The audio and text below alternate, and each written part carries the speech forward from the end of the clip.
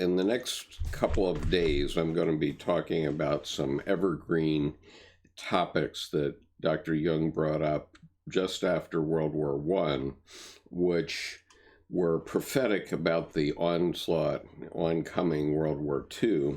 And so in the next couple of days, I'm going to also be referring to The Undiscovered Self by C.G. Jung. But I'm not going to read from that today because that is a post-World War II essay. So today I'm going to focus only on this 1933 essay, or I'm sorry, this essay, I guess, was first published in 1928. And so I'll be reading this essay first, and you're going to be quite amazed how many of the topics that are in here are bang on our current affairs issues today. So let me begin. The spiritual problem of modern man. The spiritual problem of modern man is one of those questions which are so much a part of the age we live in that we cannot see them in the proper perspective. Modern man is an entirely new phenomenon. A modern problem is one which has just arisen and whose answer still lies in the future. In speaking of the spiritual problem of modern man, we can at most frame a question, and we should perhaps frame it quite differently if we had but the faintest inkling of the answer the future will give. The question, moreover, seems rather vague, but the truth is that it has to do with something so universal that it exceeds the grasp of any individual. We have reason enough, therefore, to approach such a problem in all modesty and with the greatest caution. This open avowal of our limitations seems to me essential because it is these problems, more than any others, which tempt us to the use of high-sounding and empty words, and because I shall myself be forced to say certain things which may sound immoderate and incautious, and could easily lead us astray. Too many of us already have fallen victim to our Too many of us already have fallen victim to our own grandiloquence. To begin at once with an example of such apparent lack of caution, I must say that the man we call modern, the man who is aware of the immediate present, is by no means the average man. He is rather the man who stands upon a peak, or at the very edge of the world, the abyss of the future before him, above him the heavens, and below him the whole of mankind, with a history that disappears in primeval mists.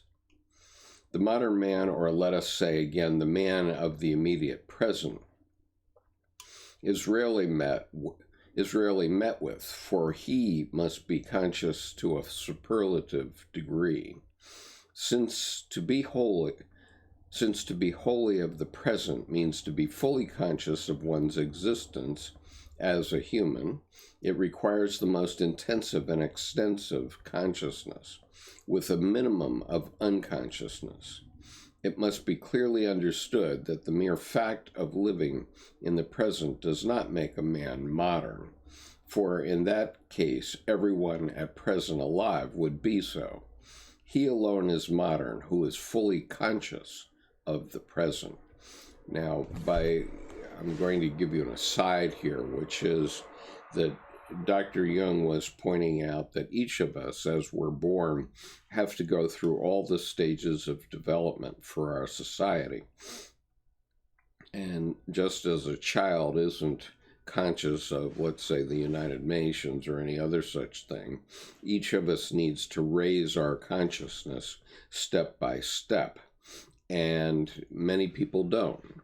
And so the result is that the person who is modern in Dr. Jung's context is a person who is fully aware of as much as possible of what is going on, and they're not sticking their head in the sand, and they're not just behaving like medieval barbarians might have done. Okay, so I'm going to continue. Paragraph 150. The man who has attained consciousness of the present is solitary. The modern man has at all times been so, for every step toward the fuller consciousness removes him further from his original, purely animal participation mystique with the herd, from the submersion in a common unconsciousness. Every step forward means tearing oneself loose from the maternal womb of unconsciousness in which the mass of men dwell.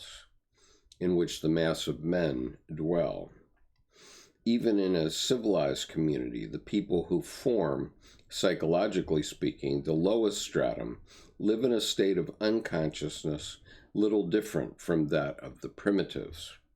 Those of the succeeding strata live on a level of consciousness which corresponds to the beginnings of human culture, while those of the highest stratum have a consciousness that reflects the life of the last few centuries. Only the man who is modern in our meaning of the term really lives in the present. He alone has a present-day consciousness, and he alone finds that the ways of life on those earlier levels have begun to pall upon him. The values and strivings of those past worlds no longer interest him, save from the historical standpoint. Thus he has become unhistorical in the deepest sense, and has estranged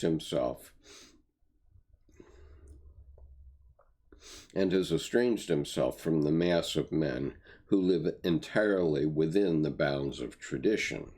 Indeed, he is completely modern only when he has come to the very edge of the world, leaving behind him all that has been discarded and outgrown, and acknowledging that he stands before the nothing out of which all may grow. This sounds so grand that it borders suspiciously on bathos, for nothing is easier than to affect a consciousness of the present. Now, what he means by this is nothing is easier than to pretend that you're a conscious modern man.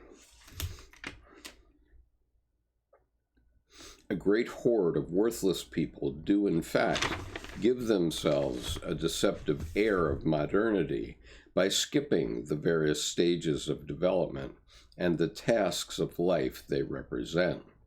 Suddenly they appear by the side of the truly modern man, uprooted spirits, blood-sucking ghosts, whose emptiness casts discredit upon him in his unenviable loneliness. Thus it is that the few present-day men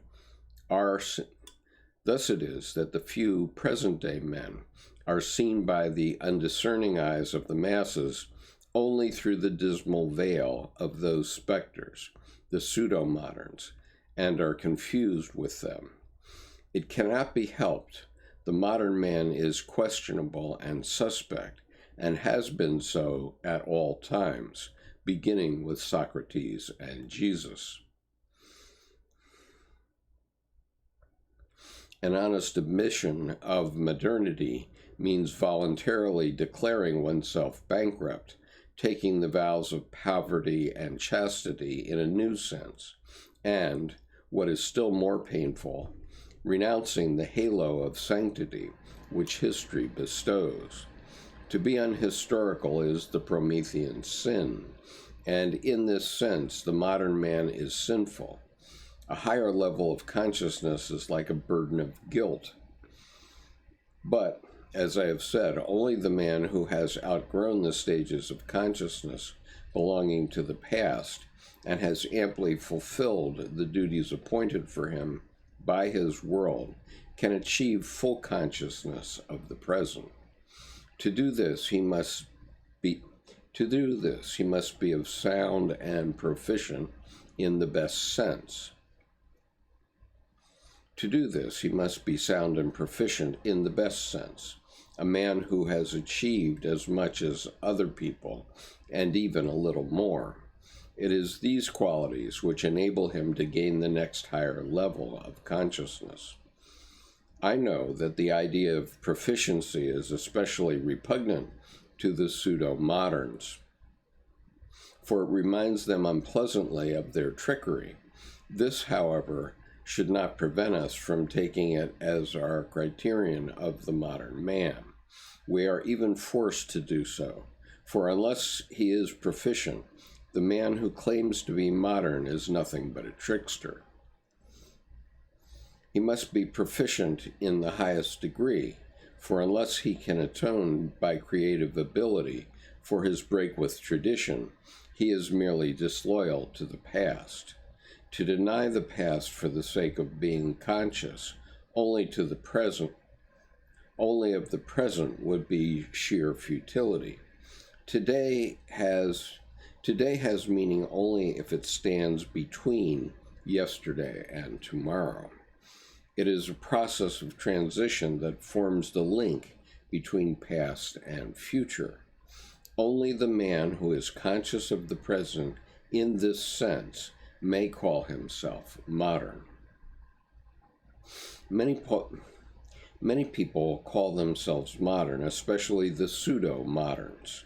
Therefore, the really modern man is often to be found among those who call themselves old-fashioned. They do this firstly in order to make amends for their guilty break with tradition by laying all the more emphasis on the past, and secondly, in order to avoid the misfortune of being taken for pseudo-moderns.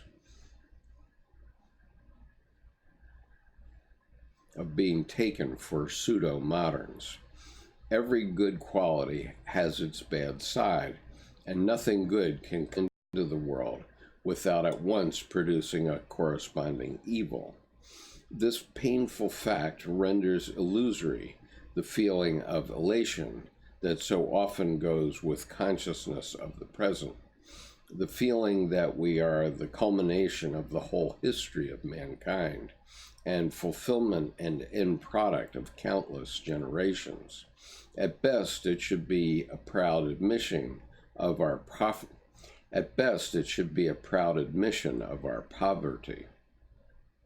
We are also the disappointment of the hopes and expectations of the ages.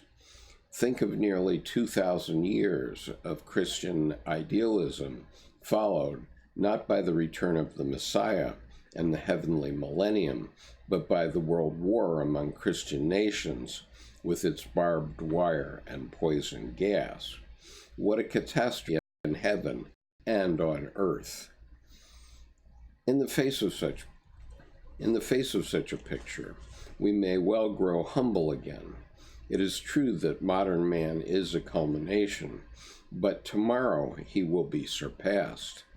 It is indeed the product of an age-old development, but he is at the same time the worst conceivable disappointment of the hopes of mankind. The modern man is conscious of this. He has seen how beneficent are science, technology, and organization, but also how catastrophic they can be. He has likewise seen how all well-meaning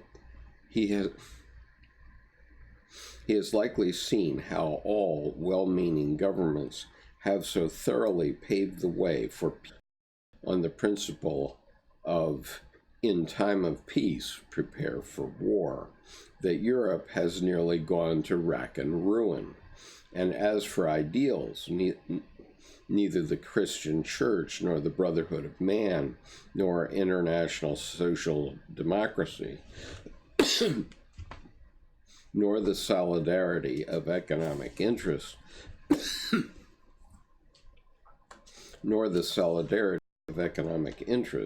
has stood up to the acid test of reality. Today, 10 years after the war, we observe once more the same optimism, the same organizations, the same political aspirations, the same phrases and catchwords at work. How can we but fear that they will inevitably lead to further catastrophes? Agreements to outlaw war leave us skeptical, even while we wish them every possible success. At bottom, behind every such palliative measure, there is a gnawing doubt. I believe I am not exaggerating when I say that modern man has suffered an almost fatal shock, psychologically speaking, and as a result has fallen into profound uncertainty. Read that sentence again.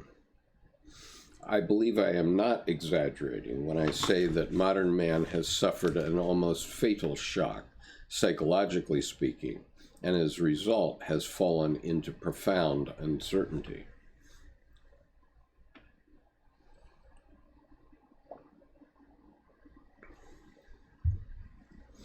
These statements make it clear enough that my views are colored by professional bias. A doctor always spies out diseases, and I cannot cease to be a doctor, but it is essential to the physician's art that he should not discover diseases where none exists. I will therefore not make the assertion that Western man, and the white man in particular, is sick, or that the Western world is on the verge of collapse. I am in no way competent to pass such a judgment. Whenever you hear anyone talking about a cultural or even about a human problem, you should never forget to inquire about who the speaker really is. The more general the problem, the more he will smuggle his own most personal psychology into the account he gives of it.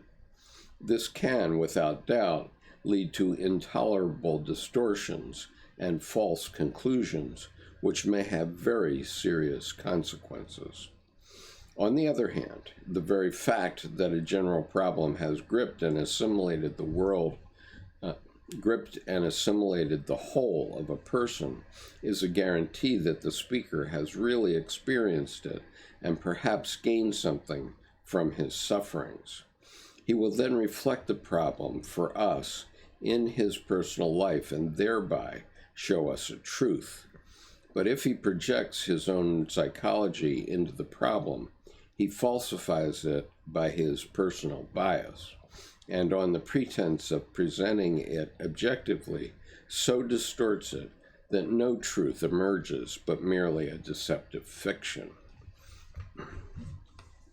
Just going to look at your comments here.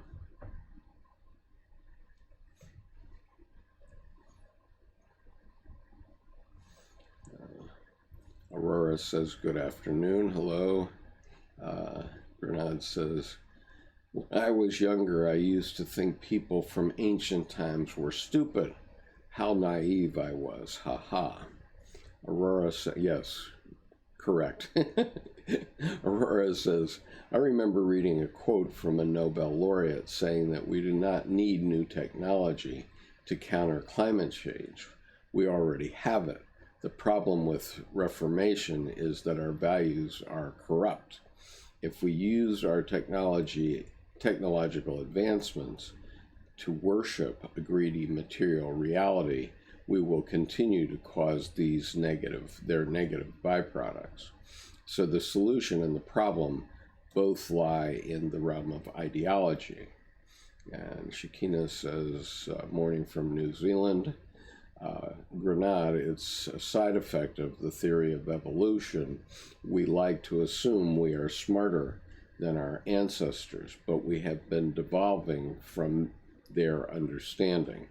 I think that may be true. Certainly Socrates and others were very, very smart people.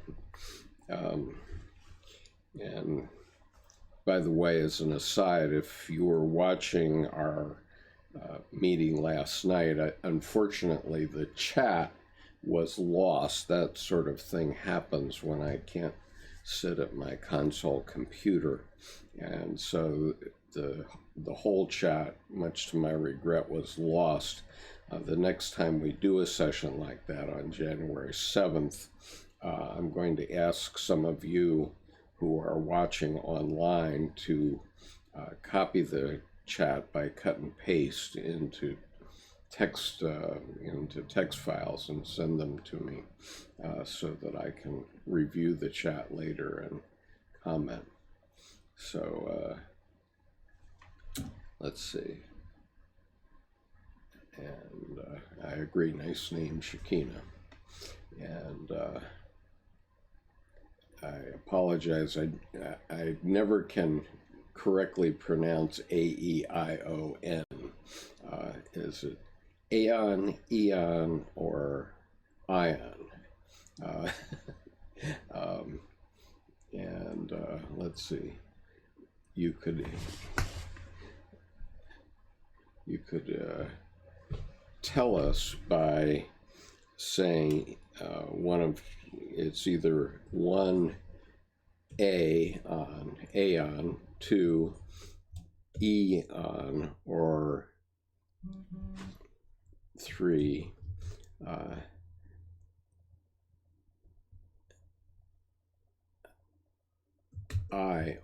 Ion. So is it 1, 2, or 3, Shakina? And is that your given name or your family name, so I can be properly, speak properly? Is it A-E or I? We have the same problem with the name of Dr. Jung's book, which is, I've been pronouncing it Ion lately, although I used to call it Aeon, and others call it Eon, so it's a tomato type thing. Okay, reading on here. It is, of course, only from my own experience with other persons and with myself that I draw my knowledge of the spiritual problem of modern man. I know something of the intimate psychic life of many hundreds of educated persons, both sick and healthy, coming from every quarter of the civilized white world. And upon this experience I base my statements. No doubt I can draw only a one-sided picture, for everything I have observed lies in the psyche. It is all inside. I must add at once that this is a remarkable fact in itself, for the psyche is not always and everywhere to be found on the inside. There are peoples and epochs where it is found outside, because they were wholly unpsychological. As examples, we may choose any of the ancient civilizations, but especially that of Egypt, with its monumental objectivity and its naive confession of sins that have not been committed. We can no more feel psychic problems lurking behind the Apis tombs of Saqqara and the pyramids than we can behind the music of Bach. Whenever there exists some external form, be it an ideal or a ritual, by which the yearnings and hopes of the soul are adequately expressed, as for instance in a living religion, then we may say that the psyche is outside and that there is no psychic problem,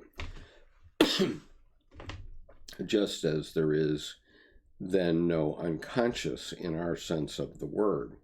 The consonance with this truth, the discovery of psychology, falls entirely within the last decades, although long before that man was introspective and intelligent enough to recognize the facts that are the subject matter of psychology. It was the same with technical knowledge. The Romans were familiar with all the mechanical principles and physical facts which would have enabled them to construct a steam engine, but all that came of it was the toy made by Hero of Alexandria. The reason for this is that there was no compelling necessity to go further. This need arose only with the enormous division of labor and the growth of specialization in the 19th century. So also a spiritual need has produced in our time the discovery of psychology. The psychic facts still existed earlier, of course, but they did not attract attention. No one noticed them. People got along without them.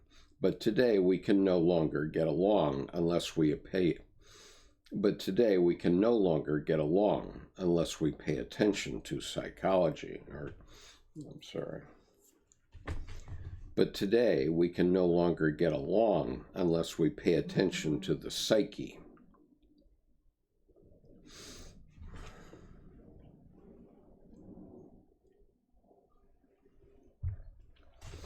It was men of the medical profession who were the first to learn this truth. For the priest, the psyche can only be something that needs fitting into a recognized form or system of belief in order to ensure its undisturbed functioning. So long as this system gives true expression to life, psychology can be nothing but a technical adjuvant to healthy living, and the psyche cannot be regarded as a factor sui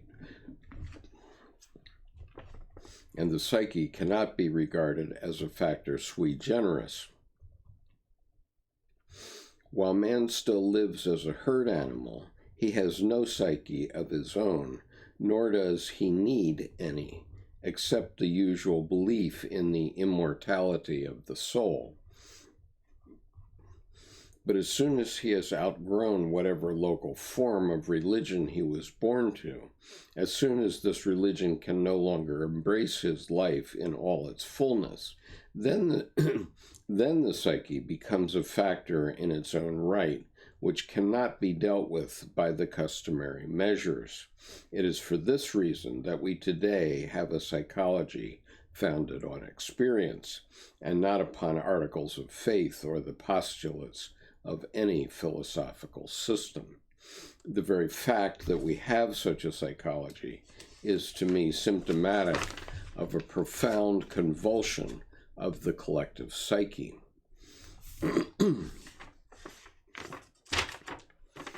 For the collective psyche shows the same pattern of change as the psyche of the individual. So long as all goes well and all our psychic energies find an outlet in adequate and well-regulated ways, we are disturbed by nothing from within. No uncertainty or doubt besets us, and we cannot be divided. Oh boy. Something's happening to my voice here. Starting once again. So long as all goes well and all our psychic energies find an outlet in adequate and well-regulated ways, we are disturbed by nothing from within. No uncertainty nor doubt besets us, and we cannot be divided against ourselves. But no sooner are one or two channels of psychic activity blocked up than phenomena of obstruction appear. The stream tries to flow back against the current. The inner man wants something different from the outer man, and we are at war with ourselves. Only then, in this situation of distress, do we discover the psyche as something which thwarts our will, which is strange and even hostile to us, and which is incomparable with our conscious standpoint.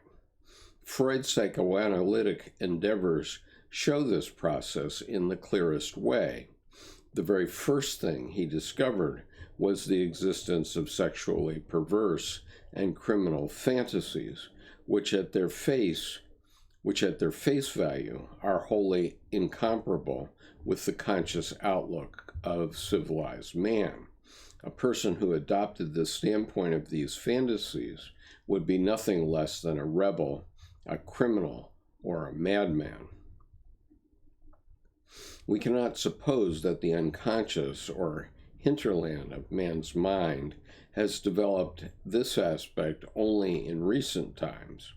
Probably it was always there in every culture, and although every culture had its destructive opponent, a Herostratus who burned down its temples, no culture before ours was ever forced to take these psychic No culture before ours has ever been forced to take these psychic undercurrents in deadly earnest.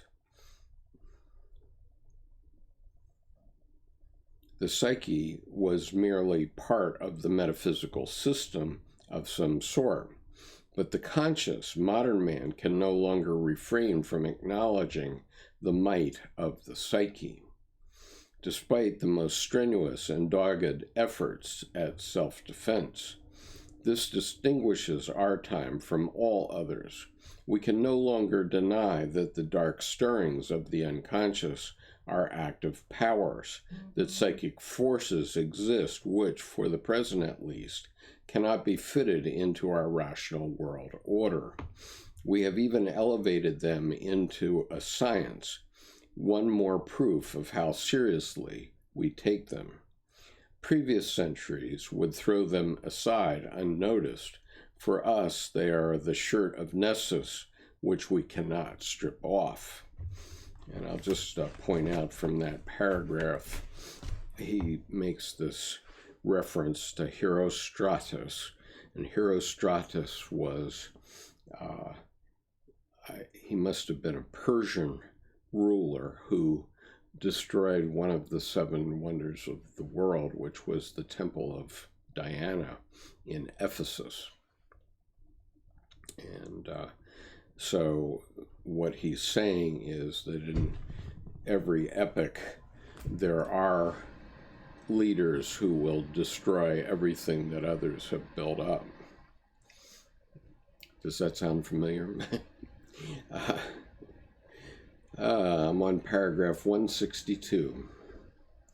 The revolution in our conscious outlook brought about by the catastrophic results of the World War I now we're talking about, shows itself in our inner life by the shattering of our faith in ourselves and our own worth. We used to regard foreigners as political and moral reprobates, but the modern man is forced to recognize that he is politically and morally just like anyone else. Whereas formerly I believed it was my bounden duty to call others to order, I must now admit that I need calling to order myself, and that I would do better to set my own house to rights first. I admit this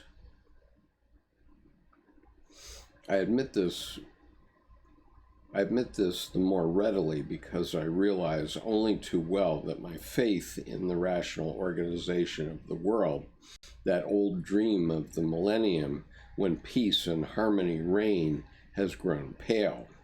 Modern man's skepticism in this respect has chilled his enthusiasm for politics and world reform. More than that, it is the worst possible basis for a smooth flow of psychic energies into the outer world, just as doubt concerning the morality of a friend is bound to prejudice the relationship and hamper its development. Through his skepticism, modern man is thrown back on himself. His energies flow towards their source, and the collision washes to the surface those psychic contents which are at all times there, but lie hidden in the silt so long as the stream flows smoothly in its course. How totally different the world would appear to medieval man. For him, the earth was eternally fixed and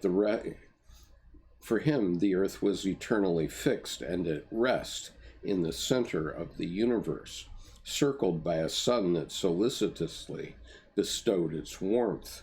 Men were all children of God under the loving care of the Most High, who prepared them for eternal blessedness, and all knew exactly what they should do and how they should conduct themselves in order to rise from a corruptible world to an incorruptible and joyous existence. Such a life no longer seems real to us, even in our dreams. Science has long ago torn this lovely veil to shreds. That age lies far behind as childhood, when one's own father was unquestionably the handsomest and strongest man on earth. And so obviously here Dr. Jung is commenting on our infantile proclivities to pretend everything is magic and hunky-dory and we're going to die and go to heaven. If you don't know, I hold with those who say when you're dead, and it's only difficult for your family, and you don't, or let me rephrase that. When you're dead, you don't know you're dead. It's only difficult for your family. When you're stupid, it works the same way. Okay, going on, paragraph 163. I hope there's no one out there that thinks they're going to meet me in hell or in heaven, either way. So let's see.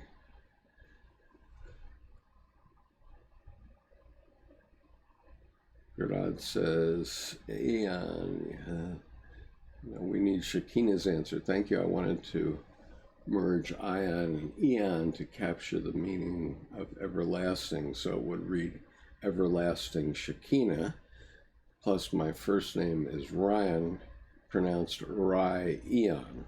Oh, very good. We still don't know how to pronounce the first syllable sound, though. Thomas says Shekinah is the Jewish word for the feminine side of God, the word actually signifying dwelling. And Shekinah says, yeah, that's what I was going for, everlasting Holy Spirit. There's something particularly interesting about Hebrew, such a unique language. Something tells me it is older than most that still exist. And Shekinah says, I like the Greek also, such as Inus. The shirt of Nessus was a poison shirt which killed Hercules, according to Thomas. Shekinah says, the construction of the ancient Chinese language is incredible, but yes, also Hebrew. And Eon says, that is why we say those without Christ are dead. Okay, well, in the East, I think we have Sanskrit, which is the original religious language of, or spiritual language of the East, and so we should be careful in terms of saying which one is better, unless you're a semanticist or something like that, or anyway. Going on, paragraph 163. And so, Shekinah, you still haven't answered, is it 1, 2, or 3 on the beginning in terms of your expectation? How do you hear it? Is it A, E, or I? Is it?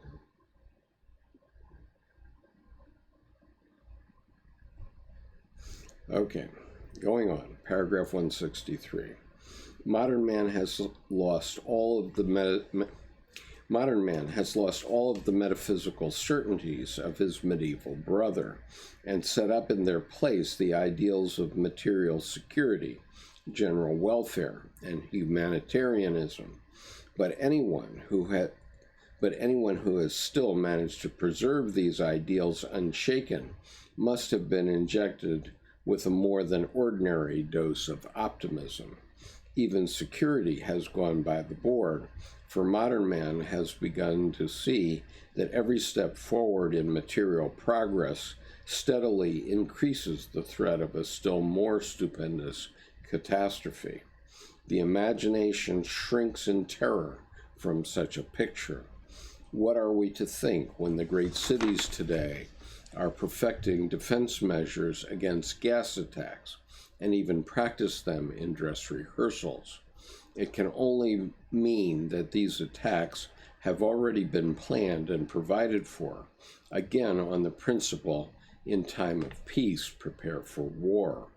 Let man but accumulate sufficient engines of destruction,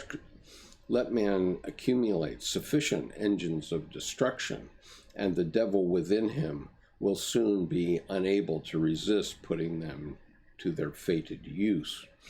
It is well known that firearms go off of themselves if only enough of them are together. I think this is strangely prophetic because Dr. Jung is writing in 1928, so more than 15 years before the atom bomb was known. And of course, he was predicting, in effect, World War II. And I just observed that he said that by 1919, he knew that there would be a World War II because he was seeing it in the dreams of his patients. So, paragraph 164.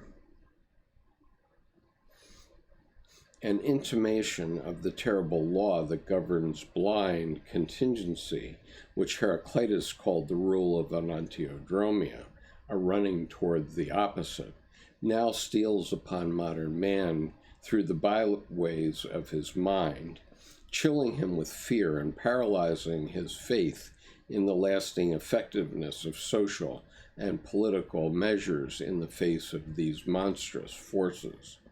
If he turns away from the terrifying prospect of the blind world in which building and destroying successfully tip the scales, and then gazes into the recesses of his own mind, he will discover a chaos and a darkness there which everyone would gladly ignore.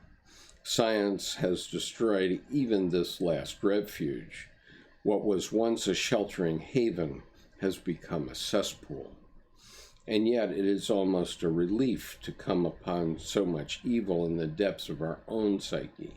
Here, at least, we think, is the root of all the evil in mankind.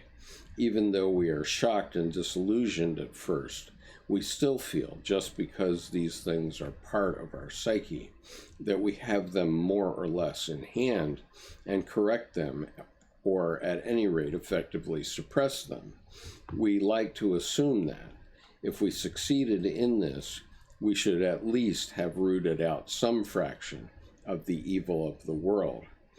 Given a widespread knowledge of the unconscious, everyone could see when a statesman was being led astray by his own bad motives. The very newspapers would pull him up. Quote, "Please have yourself analyzed. You are suffering from a repressed father complex," unquote. I think we know who has that issue today, except our psychological community won't say anything about it, and so we have a problem. And so things have not changed in 90 years since Dr. Jung wrote this. I have purposely chosen this grotesque example to show to what absurdities we are led by the illusion that because something is psychic, it is under our control. It is, however, true that much of the evil of the world comes from the fact that man, in general, is hopelessly unconscious.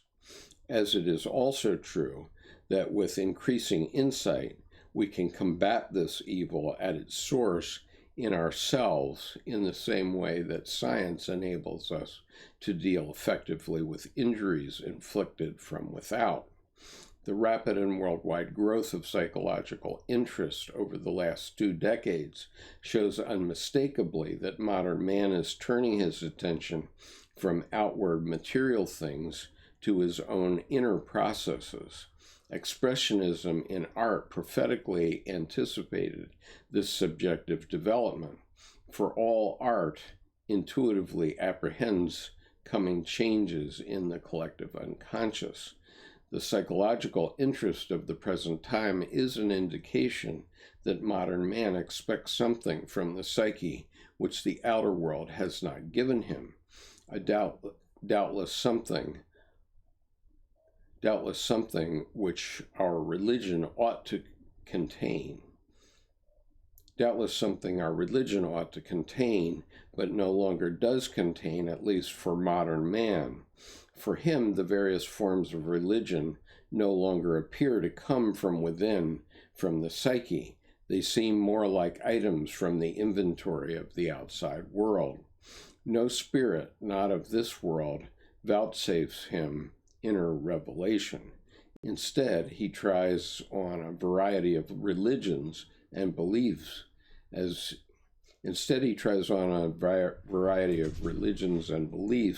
as if they were Sunday attire, only to lay them aside again like worn-out clothes. Yet he is somehow fascinated by the almost pathological manifestations from the hinterland of the psyche. Difficult though it is to explain how something which all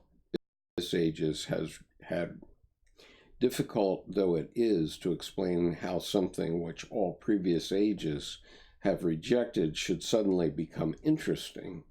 That there is a general interest in these matters cannot be denied, however much it offends against good taste. I am not thinking merely of the interest taken in psychology as a science, or of the still narrower interest in the psychoanalysis of Freud, but of the widespread and ever-growing interest in all sorts of psychic phenomena, including spiritualism, astrology, theosophy, parapsychology, and so forth. Okay, I'm going to discontinue the reading of this essay at this point. It goes on for about another 10 pages, but I think you get the idea. And I do apologize for my speaking and difficulty reading sometimes. I actually have a glaucoma on my left eye lens, which is not in my direct field of vision, so I don't see it when I look at you, but when I'm looking back and forth across the page, it sometimes blots out parts of a sentence on me, and then I misread sometimes. I apologize for that. Okay, so Shekinah has now solved the mystery, which is ion. Okay. Let's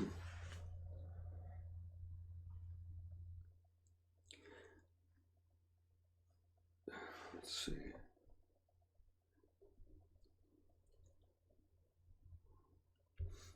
So ion says the construction of the ancient Chinese language is incredible, but yes, also Hebrew.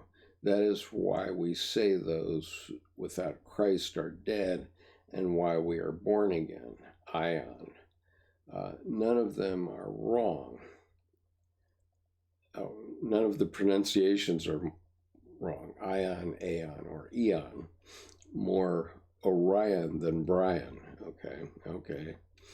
So, ion. My rod of ion. Okay, I sort of got it now. Ion says, I believe evil doesn't exist outside of choice, and the duality is light and dark, not good and evil. Male and female, neither evil, just incomplete without the other. Yin and yang. Ryan, Ryang. Wow. Thomas says, can you correct the glaucoma by surgery, Skip? I have a problem with floaters personally, in my vision. In answer to Thomas's question, probably at some point, but it's unfortunately not there yet. It mainly interferes with when I'm reading, because like when I'm watching television, it'll be in the upper left quadrant, but not blocking my view of the screen. That's all well and good, but when you're reading and you're going back and forth across the page, it gets irritating. Gonzalo says, Jung afirma que la moralidad es un factor psicológico, existe en la psyche. Yes, okay. And es correcto eso. Yes, that seems to be the case. So it's amazing. I have studied a little Spanish using Pimsleur, and now I can sort of read it. And says, astigmatisms on my eyes. I always pay attention to the misread words and read way too far into it.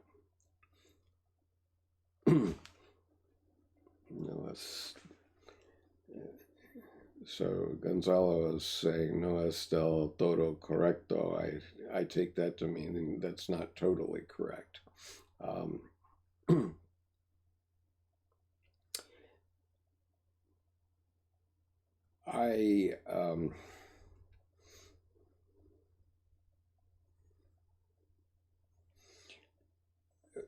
Gonzalo had said, Jung afirma que la moralidad es un factor psicológico, existe en la psyche. No es correcto eso. And I would say,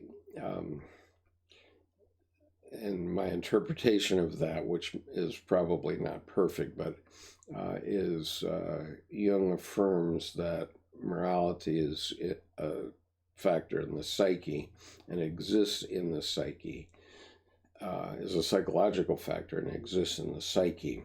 But Jung would also say that everything that we're conscious of also exists in the psyche. So I'm not sure that that's a very clear statement of Dr. Jung's position. Stigmatisms on my eyes. Okay. Thomas says, I found something in Anna Ulanoff's book that I mentioned last night.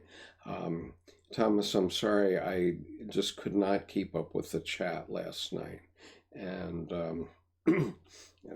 we'll have to think about some technology so that I can, when I'm doing a live stream away from my desktop. So if you want to repeat that quote now, that would be helpful, or tell me on what page of what book it is, and I'll try to find it.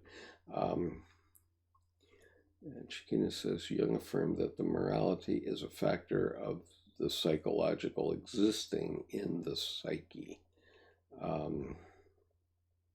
Okay, I think we're more or less agreeing on the translation. Thomas says, she says something about following the dictum amor mundi rather than amor fati. One must love the world rather than one must love one's fate. I have always found amor fati a tough way to go. It certainly is a tough way to go. And I do agree with you that her position, and I'm still chewing on it, but I think that there's merit in what she's saying, which is that evil is the tearing down of things, whereas good is the building up of things, very generally speaking. And so this goes back to Herostratus, who tore down the temple to Diana in Ephesus. He did that in something like 325 BC, and of course,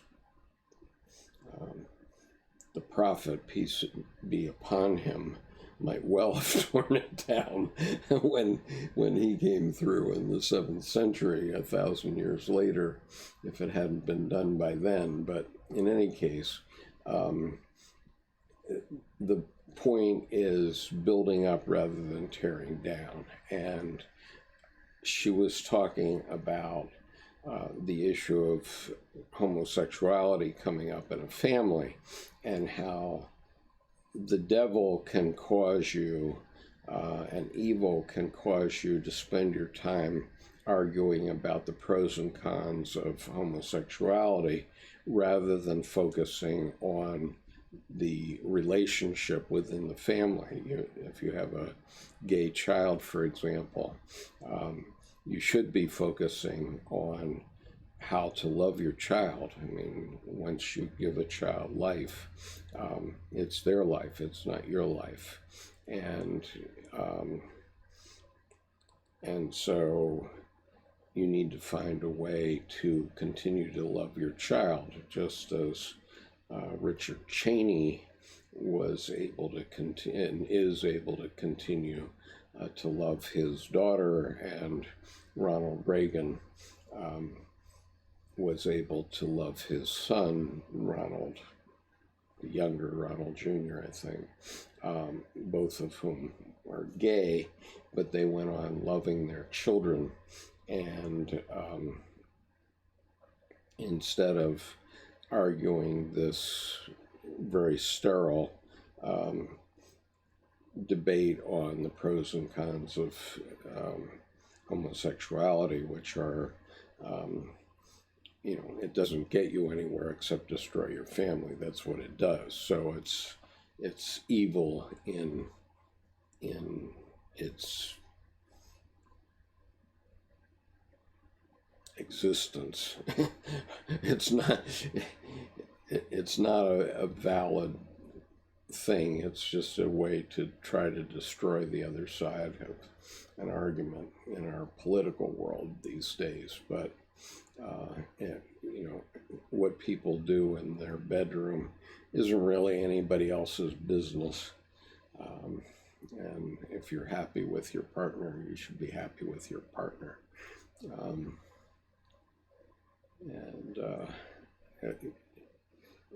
Thomas says it was good chat all the way around. It seemed like you folks were having a good time, but it was zipping by on me.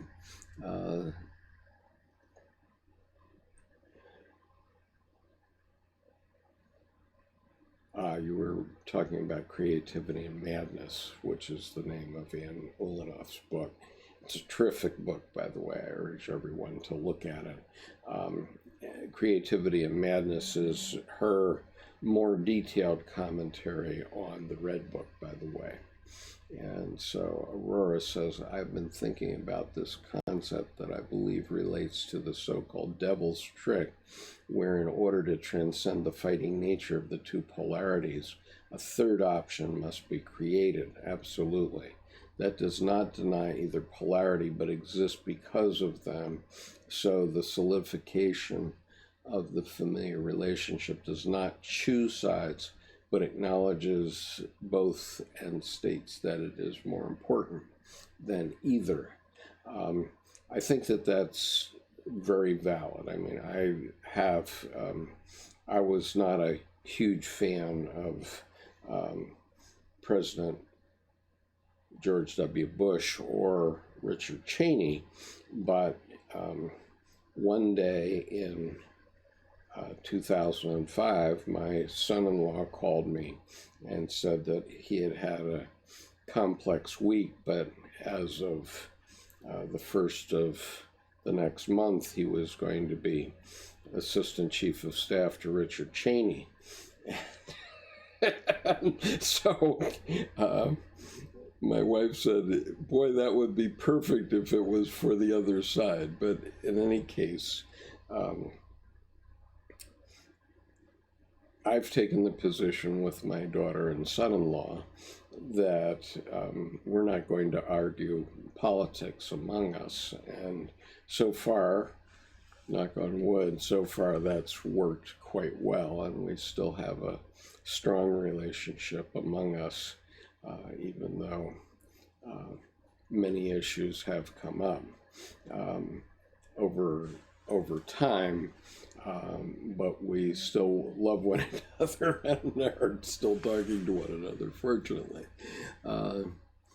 And so Aurora says,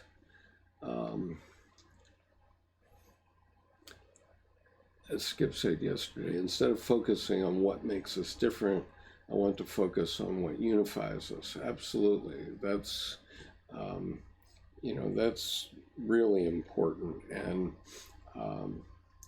I mentioned yesterday to someone, and so you may have heard me say this yesterday, that, when I was on active duty in the Marine Corps, it was at a time when we had very, very, very serious race relations issues in the United States. I mean, it's not that they're not serious now, they are, but at that time they were murderous, truly murderous. I mean, on a very broad scale. Today it's onesies and twosies, but then it was much worse. And there were riots going on after the murder of Martin Luther King Jr., for example. And the day I reported for active duty, which was June the 12th, I think, 1968, 4 lieutenants who had been in a class in the basic school 5 months before me were murdered in dress uniform in downtown Washington after having attended their quote-unquote mess night, which was a formal dinner that we have occasionally in the U.S. Marines. And they had been just gunned down in a restaurant. And so there was a lot of consternation in the Marine Corps about how we were going to deal with this, because there were quite a lot of, a larger proportion of Marines are black and were black then. And then in early 1969, so this was, let's say, 10 months after Dr. Martin Luther King Jr. was murdered, the Commandant of the Marine Corps simply issued a general order which said that all Marines are green, and that is the end of it. And it was the right answer, because then we could set the prejudice of white and black aside and respect one another as fellow Marines. And certainly I know that I owe my life to black Marines, and one of those men died in my arms.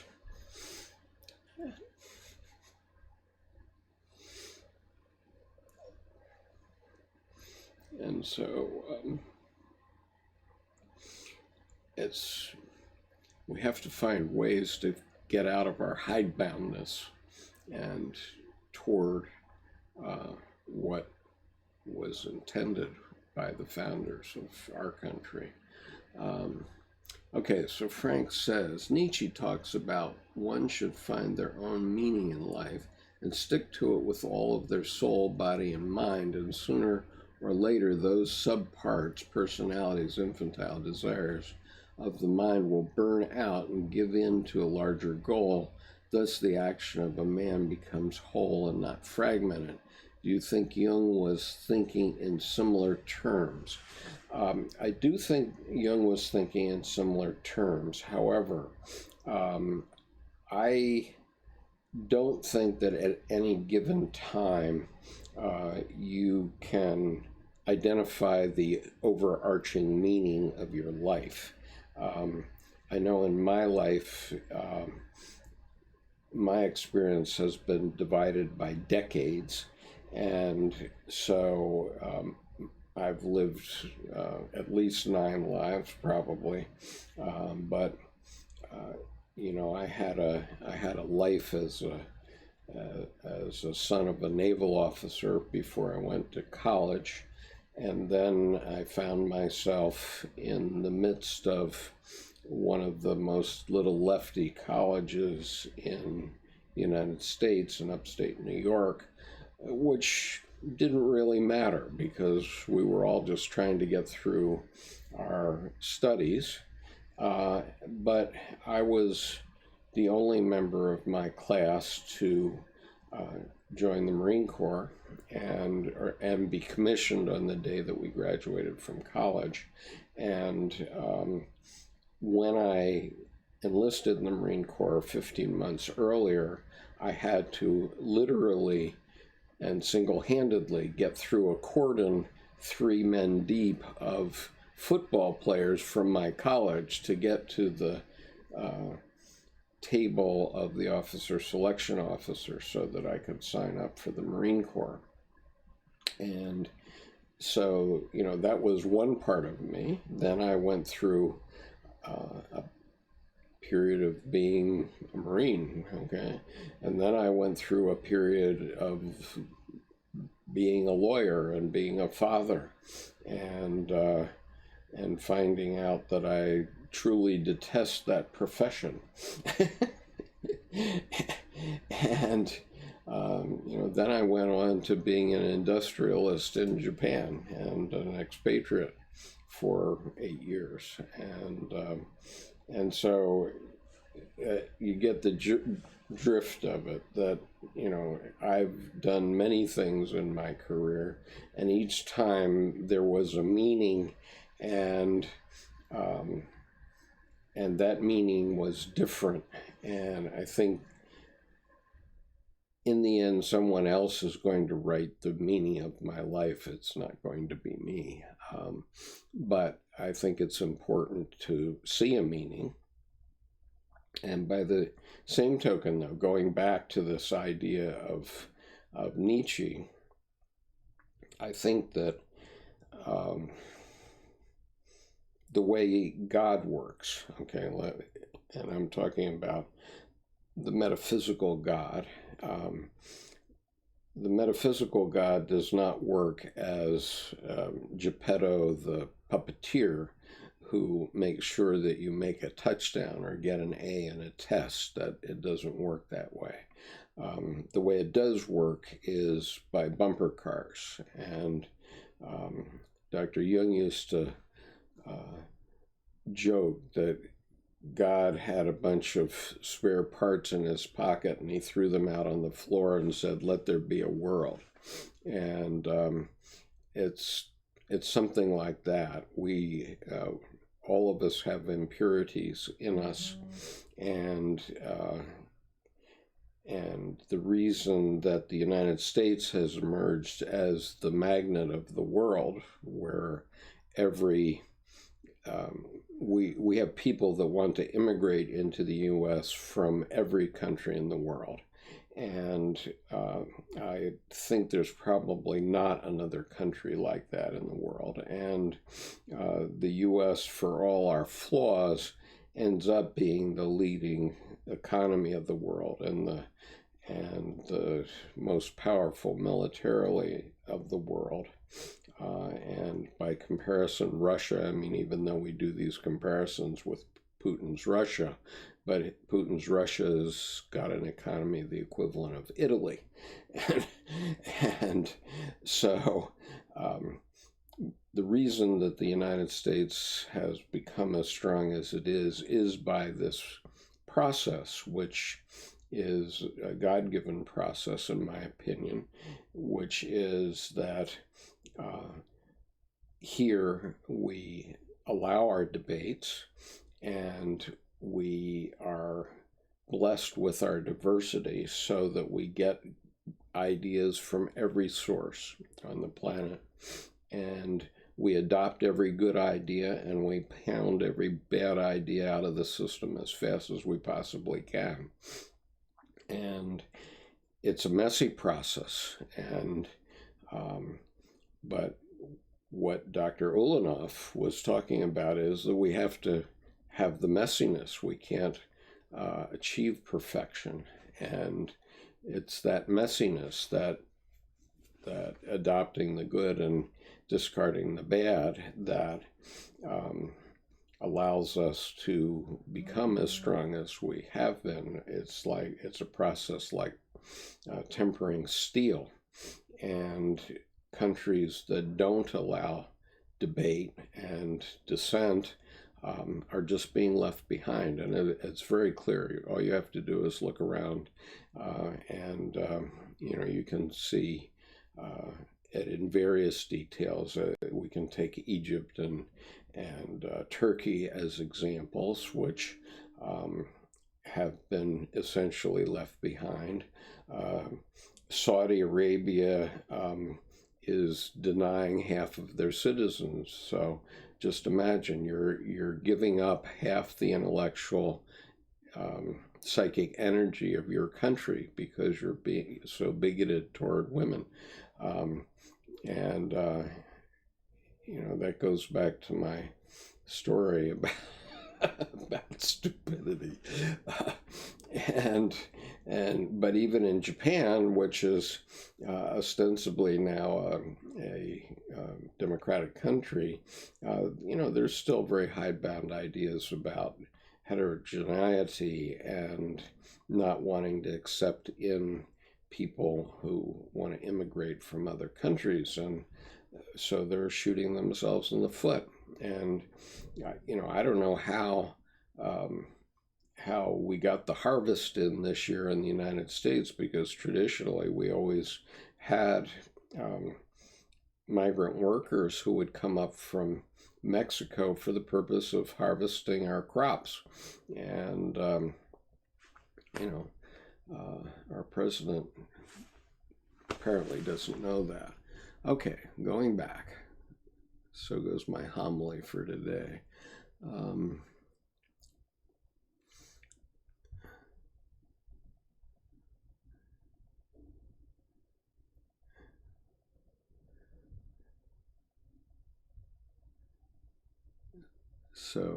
So Frank, I hope that responded to your point. Aurora says that was very powerful. Thank you for sharing your story, Skip. I don't even know which story we're talking about now. But and Shakina says, swallowed tears poison the soul, Skip. I honor the heart of a man who can cry. Thank you for the honest heart.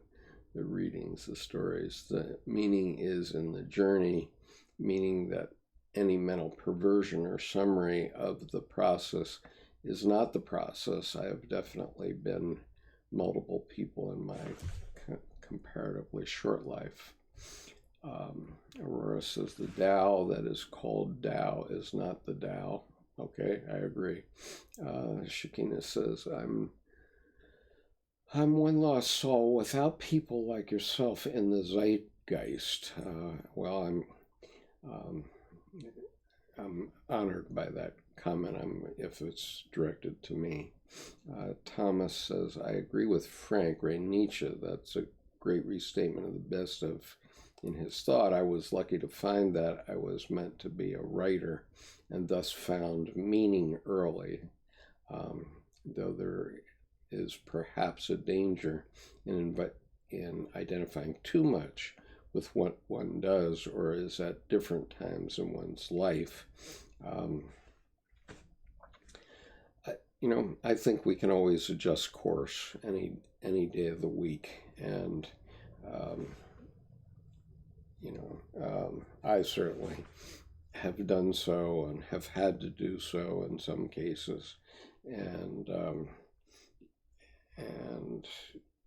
we just move on and keep moving on. And so I agree about the process issue. Life is a process, and we're a part of that process. And the bumper cars metaphor is God's process, okay? And that's what makes humanity stronger, I think. At least that's my view. And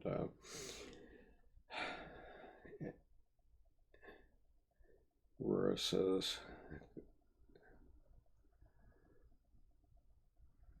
how we could do with less lawyers, in my opinion. Yeah, unfortunately, I think the genie is out of the barrel on that one. Shakita says the Tao is like the holy name of God, unknowable because ultimately metaphysical. What type of law, Skip? Well, let me see. Do you remember the scene in The Godfather where Tom Hagen goes to the movie producer, and the movie producer is rather nasty to him, and he says,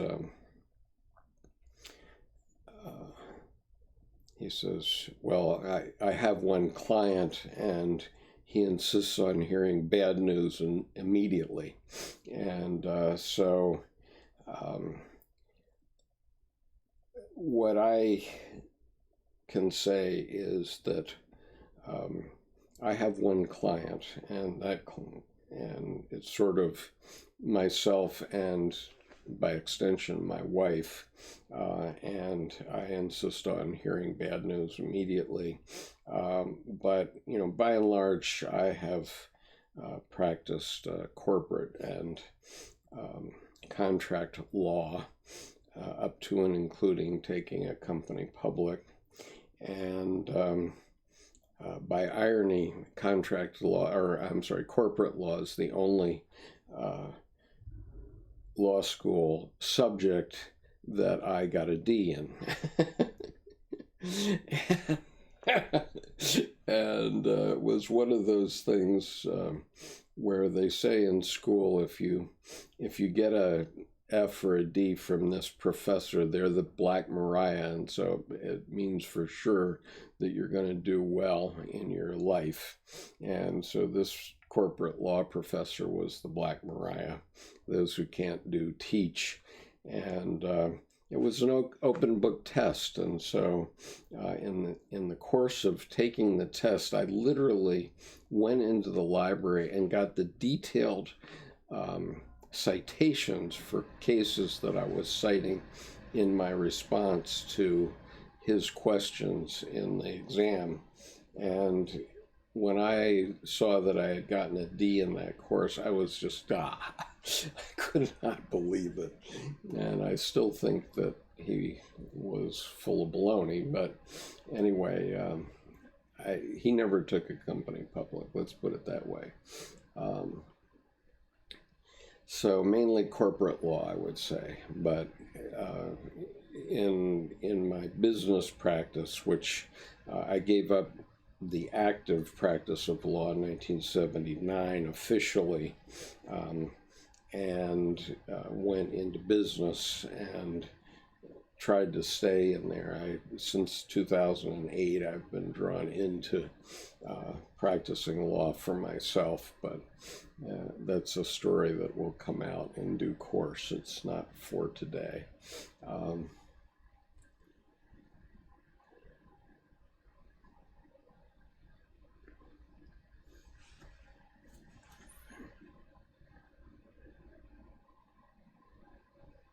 Thomas says, we're also number one in incarceration rates of our citizens. Yes, and that's a very troubling fact because somehow Milton Friedman and the Free to Choose guys conned the American people into believing that everything should be privatized. And one of the things they privatized was prisons. And what they did is they created production centers for American industry behind prison walls. So effectively what they have is slave labor. It's not purely slave labor, but it's pretty much. I mean, they pay these guys something like 23 cents an hour to do something that on the outside, even under current minimum wage, they'd have to be paid $7.25, I guess. But by having them in prison, they're able to make them work for much less, and so they come up with these cheesy excuses for keeping people incarcerated for a long period of time, and it's literally a scandal, and there's no reason why we have to have so many people who've been afflicted by drug problems in the U.S. Incarcerated for so long. I mean, I don't deny that there are bad people in the drug business that ought to be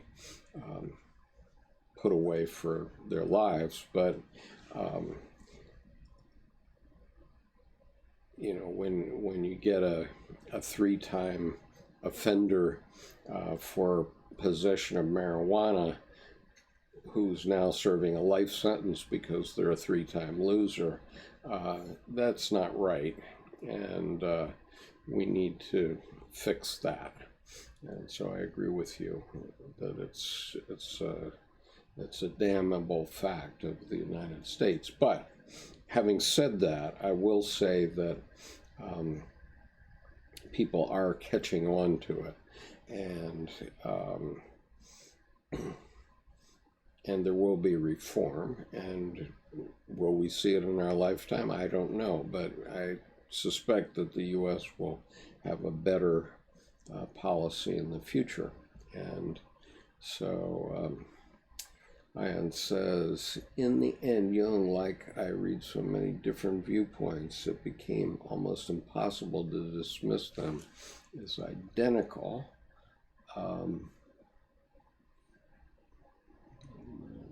Sorry.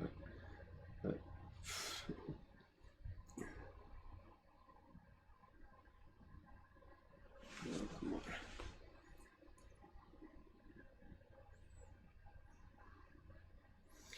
And test everything, hold fast to the truth, all religions. Right. Aurora says, Jung realized that everyone lives in their own small reality and everyone lives in their own wholeness, is the understanding that the totality of all the different realities are tied together. And yeah, we don't have to be identical in order to respect one another. And in the United States, we can put on the uniform of being Americans instead of identifying with one or another small interest group. Tor said, I think this is Tor, my friend Tor, who's here. He says, we in Europe and elsewhere adopt your ideas, and they're not all good. Yeah, they're not all good. and we're crashing the mistakes out of the system. We make a lot of them, but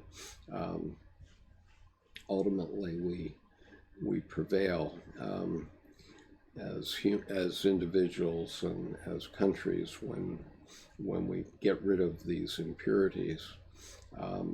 The solar principle is that around which everyone rotates, no matter their individual makeup, yet this does not deny their individuality. Fair enough. Tor says, like the nepotism that we can see on your both large parties. Well, the Europeans had nepotism long before it became a part of American politics, and going back, all human beings have had nepotism all along. Aurora, and so I'm not saying it's right. I'm only saying that it's baked in the cake kind of thing. And Aurora says, I'm not a fan of nepotism or dynastic political families, but I think that it is a byproduct of money, power, and politics. the nature of power to keep power is universal today, as it has been since human beings became human beings. You know, if you were the you know, the lead ape in a group of great apes, you know, you beat the young bucks out of the way, and all the women fawned over you. All you have to do is go to the zoo and see it play out. And they were around long before we were, and they haven't changed.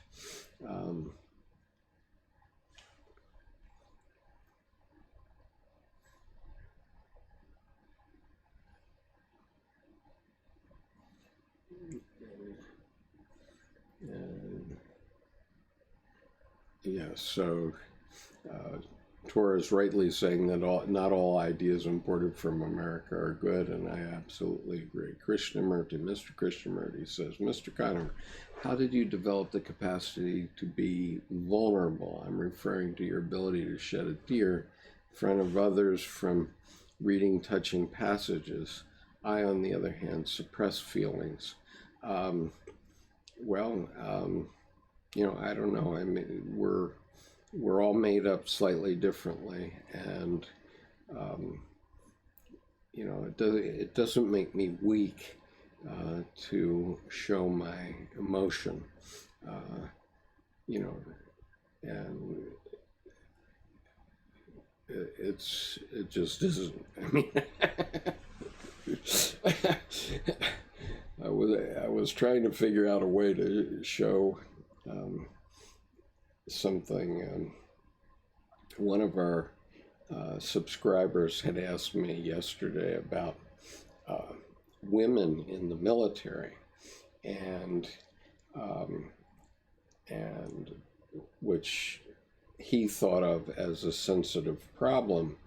And I said, well, you know, that has not been an issue in the Marine Corps throughout my entire association with them, which is over 50 years now. And we've had women in the Marine Corps since 1918. And so I sent him a short video clip that I took at the evening parade at Marine Barracks, Washington, which is the home of the Commandant of the Marine Corps. And at this evening parade, there's an exchange between the Sergeant Major of Marine Barracks and the bugler,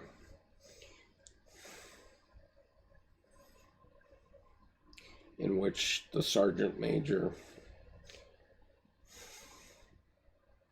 gives the command sound officer's call, and that command is given after the Sergeant Major has assembled all the Marines of Marine Barracks, and so all the enlisted men are in place and ready to go.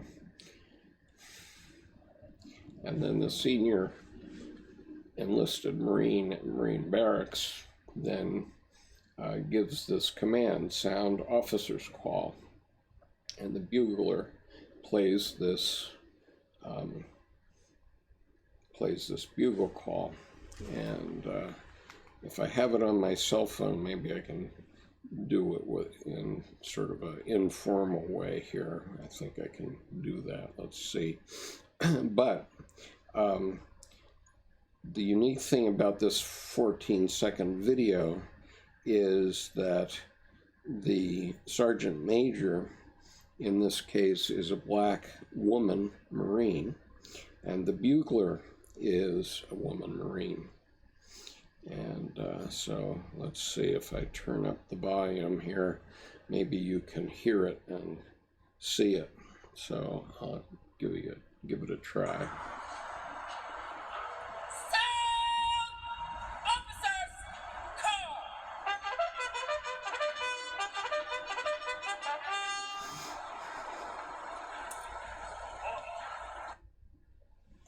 So, I guess you got the message.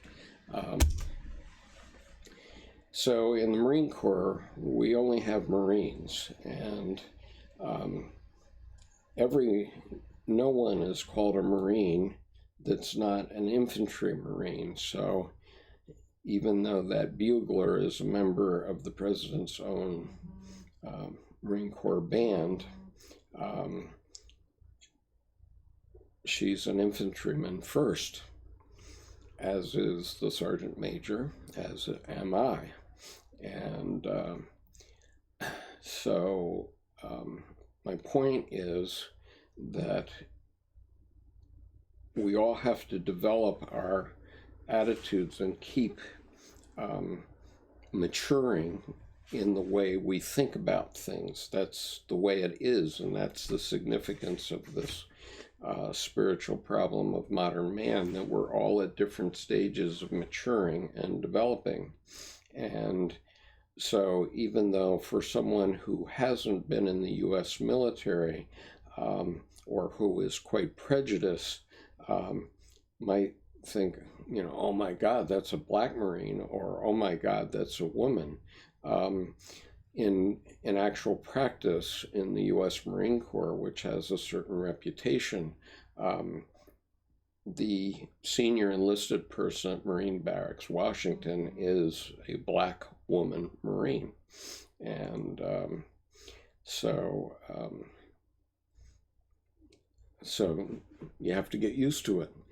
And so, they say the Marine Corps builds men. I think the Marine Corps builds people, both men and women. And it's not an issue in the Marine Corps because, like the Commandant's directive in 1969, all Marines are green, and that's the end of it. And so, sure, there are a lot of patriarchal men that have joined the Marine Corps, but they've adjusted their attitude, or they're not in the Marine Corps anymore. And so, anyway.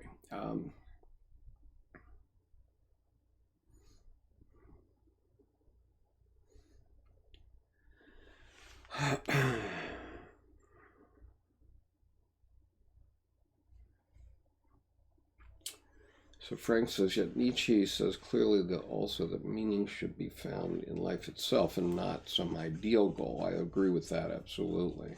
Then that will also become a fantasy.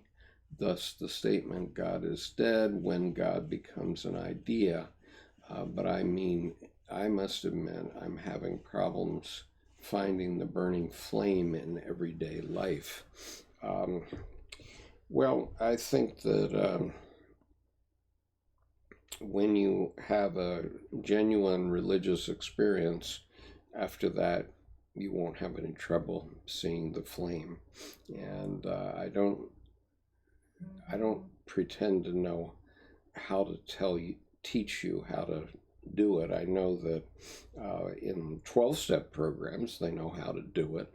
And this is one of the problems and issues that Anne Belford-Ulanoff raises, which is the weakness of Dr. Jung was that he stuck with psychology because he was afraid of being attacked by theologians. And I actually had a couple of very senior Jungian analysts within the last 6 months tell me that they have hidden the fact that they talk about religious ideas in a Jungian analysis because they were protecting their fledgling profession.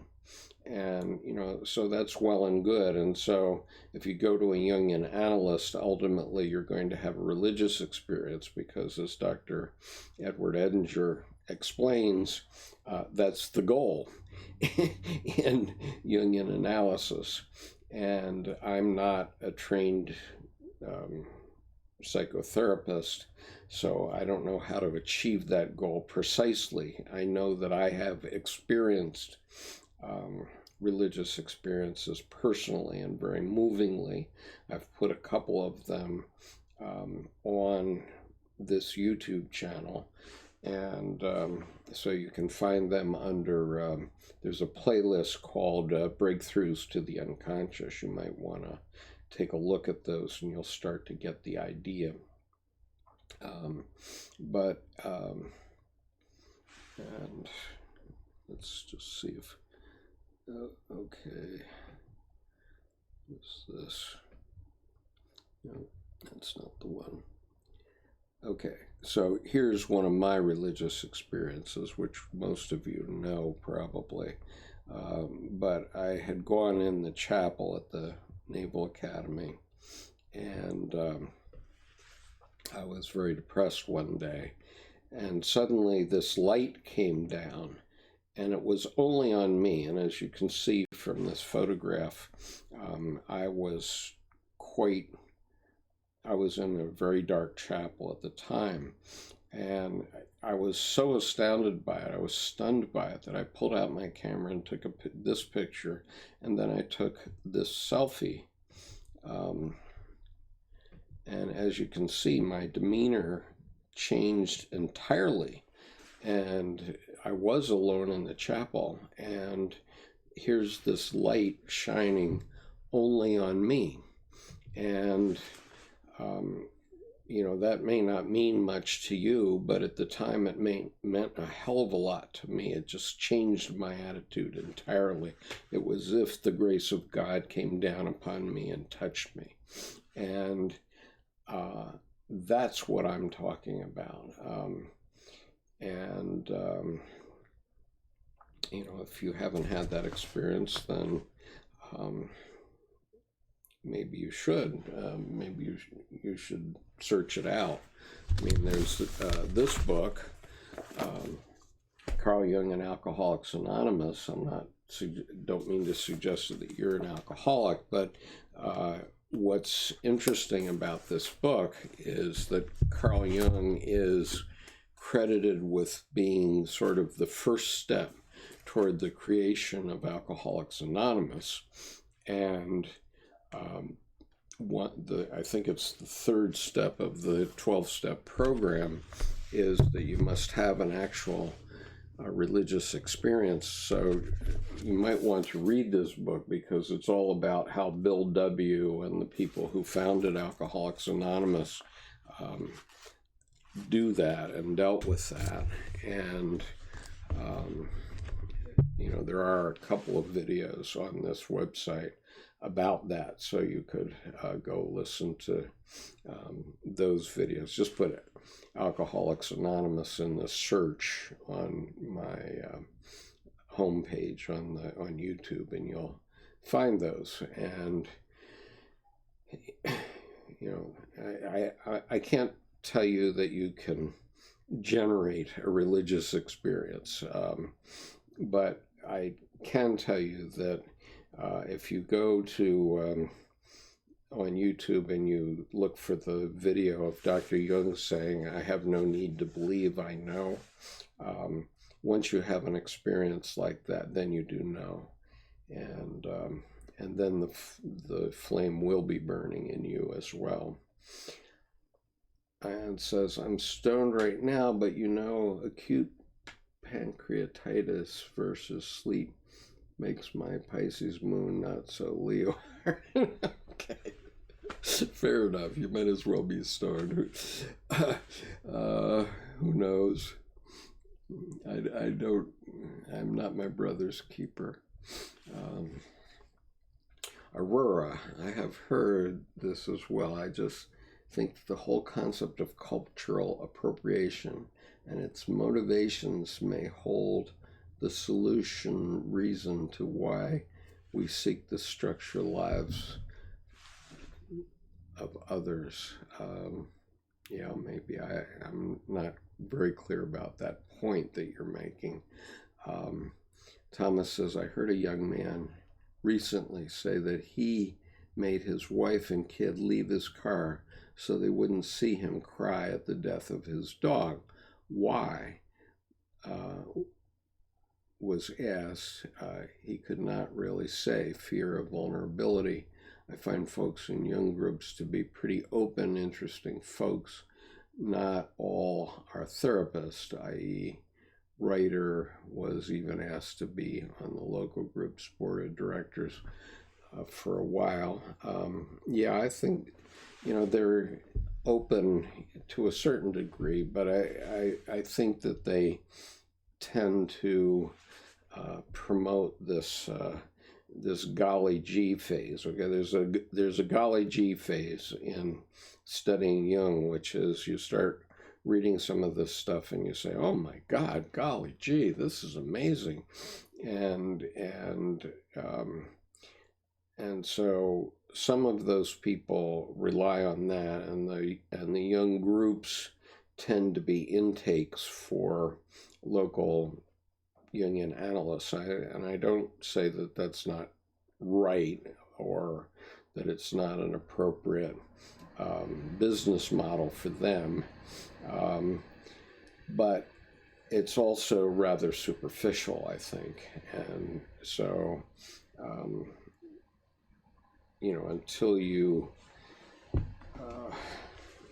that's what I'm trying to do. I'm trying to get into more depth with people and, without taking any position on mental health. But I've found that my own study has helped my own mental health. And so that's one of the reasons that I do this YouTube channel. Whereas I just wanted to say that these videos on the Devil's Trick have been very helpful. I remember reading in one of Anne Molinoff's books that oftentimes the self's concept of wholeness is almost always larger than our own. I have some suffocating self-imposed boundaries, like Jung with psychology and religion, that I believe gave me life structure, but now I see they may be preventing growth, and I have been afraid of breaking them as they expose a part of myself that I am afraid may be hurt. Okay, well, anything I say after this and before this too is not mental health advice, but the self is always bigger or the God image is always bigger because the God image does include your community, your country, your place in the world. And so, countries do have souls. We as humanity itself have a soul and are a self, and that's what we need to start looking at. And so your videos have brought me then to my attention again.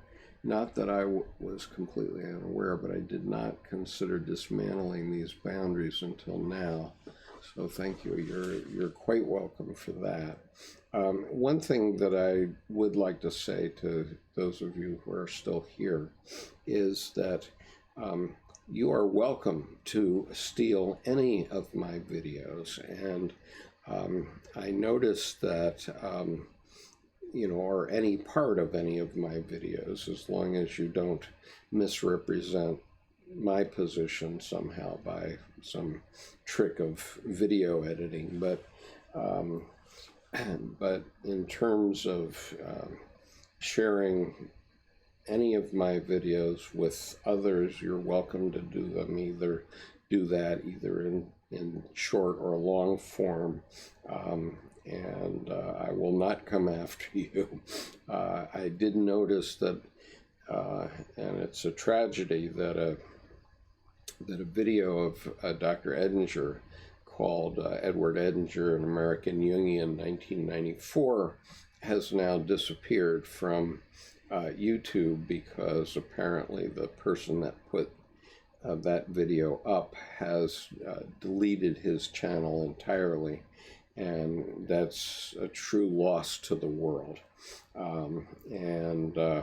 So, you're welcome to download anything you hear here and get it into a place that's more reliable as an archive than YouTube is. But I've been meaning to offer that to others for quite a while. Shakina says, I stumbled upon Jung during my Saturn returns as I've learned to the solar system and astrology, the zodiac. I've learned my circle of fifths and mass. I've absorbed Jung's ideas as a gravity internally. And a lot of the occult is only hidden because it supports Christ. Well, okay.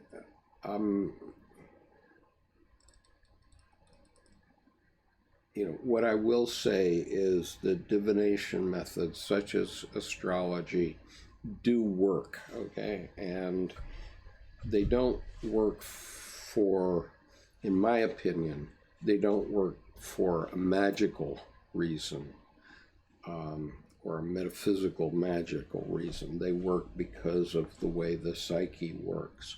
And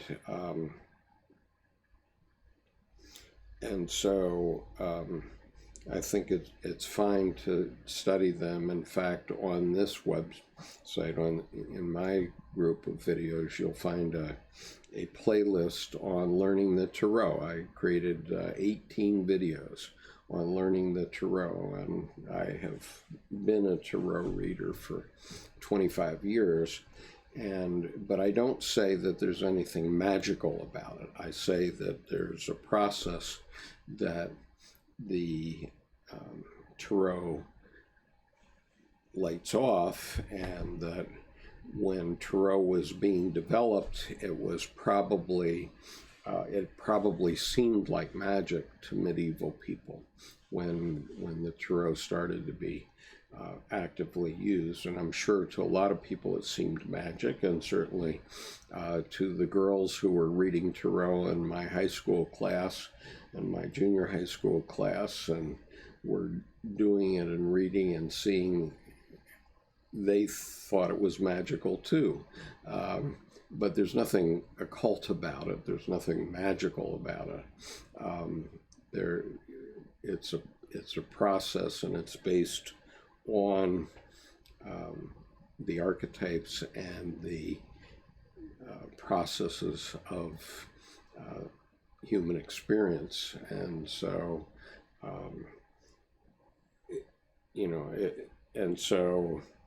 unlike, I've made the boast many times that I could go into a theater with 1,000 people present, throw the cards across the stage, and just do a reading right off the floor, and everyone would think I was talking about them. And the reason is that I am, but the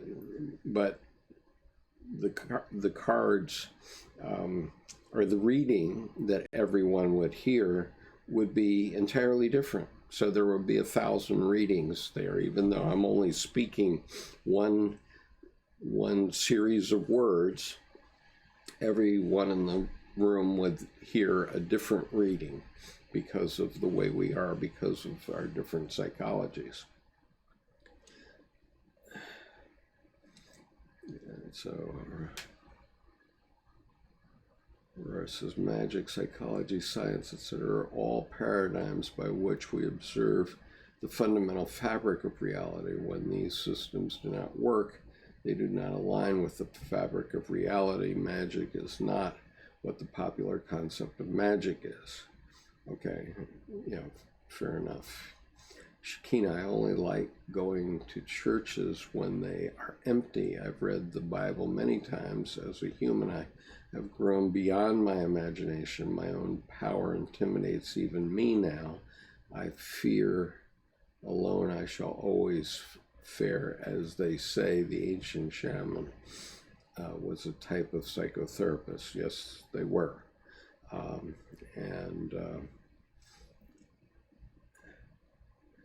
But I know there is a Christ, a parallel to the Son, and one within the self. And so, I certainly would not deny that, and all I can say is you should read Ion, which is this one. This is volume 9-2 of the Collected Works of C.G. Jung, and he talks. There's a very long chapter in here about Christ as a symbol of the self, and in the advanced reading group, I've been doing a 6-month-long seminar on this book, and if you wish to join that advanced reading group seminar, you're welcome to do so. You'll need to write to me, and the entire seminar is available in video, but it is not published on YouTube, because we do that seminar privately, and we do it through Zoom, not through YouTube. And I am going to need to leave in about a minute here because I have to pick up my wife. Met says, I think it's normal to be awed by the true capacity of the self. I agree with that.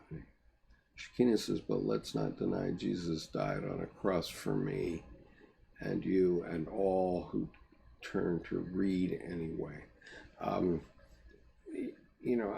have no objection to that, and officially I am a Christian, although I think when I became a Buddhist, I became a better Christian, and when I became a Jungian, I became a better Buddhist and Christian. So I think all of these traditions and Islam and Hinduism and so on all have things to offer to us. What could be wrong with praying 5 times a day, for example? It says, your ego is sacrificed for your greater matured self. Yes, I suppose that's true. Aurora says, I do believe Christ is a parallel to the Son, as are most religious figures, even